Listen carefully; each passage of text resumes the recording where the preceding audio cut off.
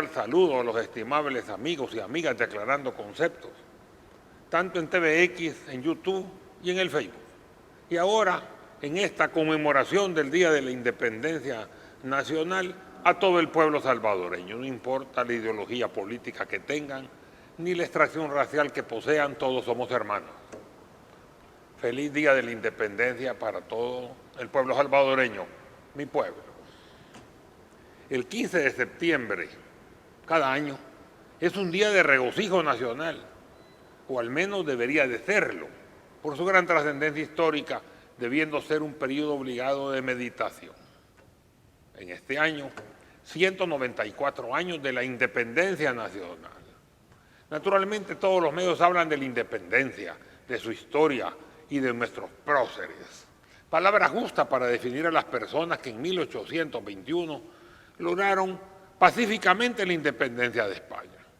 El diccionario define a próceres como alto, elevado, majestuoso o como una persona importante, noble y de elevada posición social, algo así como un miembro de derecha. Magnífica escogitación de la palabra, porque básicamente todos los que lucharon por nuestra independencia, o mejor dicho, de nuestra emancipación de España, eran importantes, nobles y de elevada posición social. El pueblo así casi no participó. Todos los que pidieron la independencia eran criollos, excepto uno de ellos, don Pedro Pablo Castillo, de extracción mestiza, pero vistiéndose como español y hablando solo ese idioma, el diccionario lo define mejor como ladino, por eso es tal vez poco conocido. Todo el mundo habla de los otros próceres con natural demasía. Incluso a Cristiani le preguntaron cuando era presidente sobre los próceres y contestó aproximadamente bien, pero cuando le preguntaron por Pedro Pablo Castillo contestó, no lo conozco. En la colonia los dominantes eran elitistas, clasistas y racistas, y lo siguieron siendo aún después de la independencia, e incluso ahora. El racismo es una posición nefasta, pero al mismo tiempo común. Un refrán anónimo lo ridiculiza. El racismo es como juzgar el valor de un libro por el color de su carátula. El problema se complica porque muchas veces no solo es aceptado por los que se creen superiores, sino que también por aquellos a quienes se les llama inferiores sin serlo. En la colonia se fomentó una estratificación artificial de la sociedad, lo cual no solo continuó, sino que se agudizó con la independencia. Incluso en 1882, se le quitaron a las comunidades campesinas las tierras comunales, los ejidos y los baldíos, dejándoles sin tierra para cultivar, pastar sus ganados y leña para cocinar y con hambre. Siendo nuestro pueblo básicamente mestizo, tiene que considerarse orgulloso de su sangre española y con ella todo el elemento racial que la conforma, incluyendo un fuerte porcentaje de sangre árabe y un poco de judía adicional. Pero también y sobre todo debe sentirse orgulloso de cualquier dosis de sangre indígena o mulata que posea, considerando que las mezclas son provechosas por la diversidad de genes y que no existen razas inferiores ni tampoco superiores. Si aceptamos lo blanco como superior, estaríamos renunciando a nuestro elemento indígena y estaríamos aceptando la superioridad de alguien que tan solo es más blanco que nosotros. Eso se llama dependencia o incluso esclavitud mental. Y de nada nos serviría la independencia de España, ni siquiera el esfuerzo de José Simeón Cañas, exigiendo la emancipación de los esclavos el 31 de diciembre de 1823. Que este 15 de septiembre del 2015 sea la fecha de la fortificación de nuestra autoestima y de nuestra independencia mental. La independencia política y económica vendrían después. Por otro lado, la independencia se define como la situación del individuo o Estado, etcétera, que goza de libertad y autonomía, o bien de la situación de una colectividad que no está sometida a la autoridad de otra. ¿Seremos así realmente independientes? O más bien este mundo internacionalmente comunicado y totalmente interdependiente, nos podemos al menos conformar de que somos relativamente independientes. No podemos insistir en una independencia plena, lo que nos volvería solitarios o únicos en el mundo. Tenemos experiencia en serlo, claro, en situaciones no tan aplaudibles, pero debemos definir que independencia es al menos actuar con identidad propia, sin nacionalismos extremos, pero también, y eso es común, sin entreguismo servil. En su libro Escritos Políticos y Discursos, el doctor Juan José Arévalo, expresidente de Guatemala, manifestaba el 15 de septiembre de 1821, como resultado necesario de la efervescencia continental y para satisfacer las aspiraciones largamente acariciadas por los criollos, esta colonia asume su propio gobierno a fin de convertirse en un país republicano. Tomaron el nombre de Provincias Unidas de Centroamérica y se consolidaron en un pacto federal. Y más adelante agrega, pero los celos regionales, casi lugareños, de las zonas distantes que miraban con desagrado el predominio del Estado y de la ciudad de Guatemala, sembraron la idea de separatismo, explotadas con fortuna por caudillos inferiores. Por otra parte, las guerras intensivas habían socavado la armonía y la unidad nacional, y los estados empezaron a proclamar su independencia de una patria pequeña a otra más pequeña todavía, consumándose el doloroso desmembramiento que acabó con la gran nación centroamericana, para dejar 5 más pequeñas repúblicas todavía: Nicaragua, Honduras, Costa Rica, Guatemala y El Salvador, en el orden de su separación. El Salvador, nuestro querido país, último estado sobreviviente, se constituyó en república en enero de 1841. Hoy, en el 2015, con un mundo cada vez más competitivo y tremendamente globalizado, tenemos que pensar, ¿a dónde vamos? ¿Cuál es nuestra visión del país? ¿Qué país queremos? ¿Qué país deseamos entregar a las generaciones futuras? Nuestra real independencia dependerá de la capacidad que tengamos para satisfacer nuestras necesidades, sin estar pendientes, con la mano abierta, esperando la dádiva de los poderosos, si podemos dar a nuestros conciudadanos salud, justicia, paz, tranquilidad, alimentación, vivienda, educación, cultura, libertad, seguridad y bienestar económico. Qué lejos estamos de ello. Si mantenemos en alto nuestra estima o nuestra autoestima y sabemos negociar con los poderosos, si podemos hacer lo que queramos y querer lo que nos conviene. Claro, nuestro país no puede ser absolutamente independiente. Nadie ni los poderosos pueden serlo. Todos necesitan de los otros, pero una relación de mutuo provecho, de relaciones fructíferas, sin imposiciones onerosas y sin órdenes inapelables. Siendo pequeño, nuestra garantía a esa parcial independencia es negociar con todos y no afiliarnos a un solo bando. Nuestra pequeñez no nos permite asociarnos con nadie en carácter exclusivo. Seríamos absorbidos. Veamos el caso de Taca. Aunque aquí se vendió la idea de un conglomerado, Avianca-Taca, lo que alimentaba el orgullo nacional, eso era únicamente en El Salvador, cerca en Centroamérica y en el resto del mundo también. Taca desapareció desde un principio y Avianca tomaba su lugar. Nombres, uniformes, colores. La bandera salvadoreña era totalmente sustituida por la colombiana, incluso la guara centroamericana, que antes también era salvadoreña. Y aunque también habita en Sudamérica, se la sustituyó por el cóndor, inexistente en nuestras tierras centroamericanas y habitante pleno de América del Sur. Y cientos de casos parecidos pueden mencionarse: bancos, aseguradoras, empresas de medicamentos, TV, etcétera. Los políticos salvadoreños critican la relación comercial financiera con otros países, deseando que solo nos comprometamos con el país con el cual comulgan ideológicamente, acusando al otro de llegar nuestra independencia. Y los otros contestan diciendo lo mismo, solo que cambiando el país de la dependencia. En el 2013 vinieron unas diputadas a tratar de vender la idea de que la relación con Venezuela era perder la soberanía. En el 2015, ANEP trae a 2 representantes de las cúpulas empresariales de Venezuela y Ecuador a decir que El Salvador va en camino de ser Venezuela y que aquí se está aplicando el socialismo del siglo XXI. Como venezolanos o ecuatorianos, cada quien tiene el derecho de hablar de su país, pero no meterse en los asuntos internos de El Salvador, con total pasividad del frente y del gobierno. Esto no es democracia, señores, por favor, del gobierno actual. Esto no es democracia, esto es dejadez e ilegalidad inadmisible. Si Arena gobernara, no permitiera ni siquiera lo mínimo que pasara de esto. ¿Y ustedes por qué lo hacen? La derecha venezolana ve con malos ojos el flujo de ayuda de su país para naciones hermanas en condiciones beneficiosas para ellas.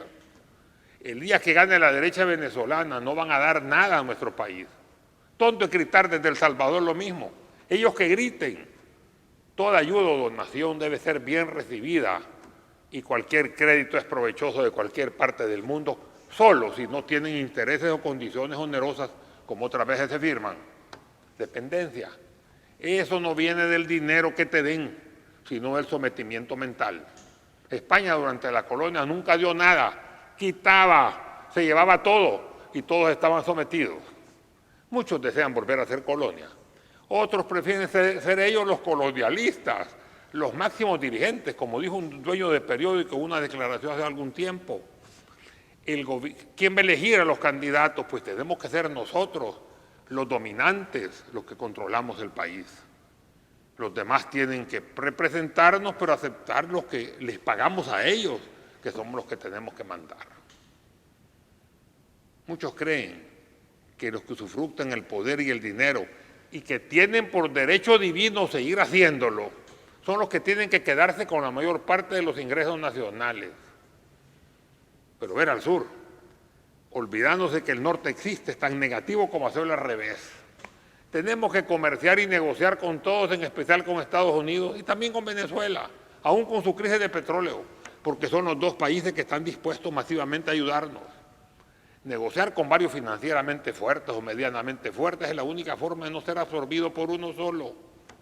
Todos lo hacen, menos El Salvador. Siempre le hemos echado la culpa a los Estados Unidos de que no nos permite accionar. Pero ¿por qué le permite hacerlo a otros países? Esta es una falacia esgrimida para echarle la culpa a los Estados Unidos y usarlo como chivo expiatorio, para justificar la cobardía y la medianía de los que siempre han detentado el poder de todos. Muchos decían que Estados Unidos no permitiría la embajada de El Salvador en Tel Aviv, Israel. ¿Y no acaso Estados Unidos ahí la tenía? Y Guatemala, Honduras y Nicaragua, República Dominicana y muchos más también. Lo mismo con Petrocaribe, con la abundancia del petróleo de Venezuela cuando el petróleo estaba elevado. Los países centroamericanos anteriores mencionados y otros más aprovecharon la relación con Petrocaribe y Estados Unidos lo permitió, pero no se lo permitía El Salvador. Esto es un sofisma y por consiguiente una falsedad. También una mediocridad no enfrentarse a ello. Los Estados Unidos comercian con Venezuela 1,5 millones de barriles diarios de petróleo. Refinería con participación venezolana en los Estados Unidos. PDVSA, Petrocaribe, la venta a bajo precio o donación de gas licuado venezolano en las zonas pobres del Bronx de Nueva York. Decir que Estados Unidos se enoja es atentar contra su democracia ejemplar y justificar nuestra mediocridad. Insisto, la bandera que debemos levantar no es partidista. Nuestro país no tiene que luchar por la supremacía de alguien, sea quien sea, cuando nuestra lucha fundamental es luchar por nuestra supervivencia. Ser amigo de los Estados Unidos, claro, y mantener relaciones cordiales con todo tipo, con todo el mundo. Debimos evitar esos gritos de ataques negativos contra los Estados Unidos, que no son sinceros. Manifestaciones de resentimiento no llevadas a la práctica real nunca. El pueblo es pro-estadounidense y si se ofrece mañana el pasaporte norteamericano y trabajo remunerado, más del 90% se iría corriendo a los Estados Unidos, incluyendo por consiguiente gente de izquierda y de derecha. Y ya lo dijo una vez y hoy lo repito, somos el país más estadounidense de todas las Américas, incluyendo Canadá y Puerto Rico. Canadá sigue a los Estados Unidos por política, porque sigue al máximo poder y apoya por ello a los Estados Unidos en los conflictos internacionales. Pero su lealtad está con la reina de Inglaterra. Puerto Rico es un Estado libre asociado con los Estados Unidos.